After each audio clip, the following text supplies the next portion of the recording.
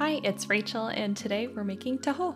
Right off the top here, I do want to state one offense at this time, and it is that I am not using sago in this video. And I know you're like, you're the Sago Show, but I am using black sugar boba because that's just what I happen to have in my pantry. I've been away from my apartment in San Francisco for almost a month now, and taho has just really been on my mind to make when I came back. In Filipino food, we know that there are a lot of Chinese influences, both in the names of foods as well as the foods themselves, like taho, which is derived from the Hokkien word donghua, which is also known as soft tofu pudding. This is why I love to learn through food, because it's really living history, and in this case, a history of Fujian traders and merchants coming to the Philippines for thousands of years. I'm amazed that words like lumpia, sushi for key, hikaw for earrings are also derived from Hokkien.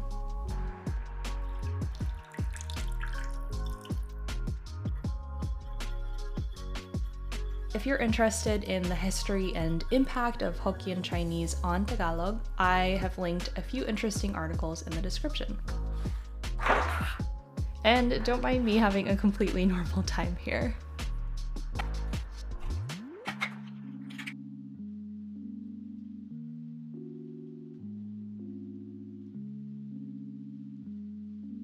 I grew up near Portland, Oregon, and on the weekends my parents would often take us out to eat in Chinatown, often for dim sum. I didn't really have taho like this growing up, except for when we were visiting the Philippines, but my mom would always order us dohua, or soft pudding, for dessert at dim sum.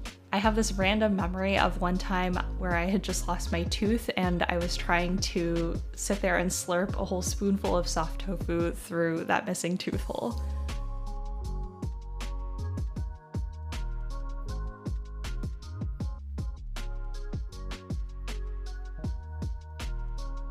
Anyway, I hope you enjoyed this video, and maybe sometime I will try to make my own silky tofu from scratch.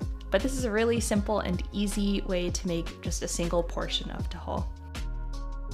If you did enjoy this video, please let me know by hitting the like button and subscribe to see more episodes of The Sago Show.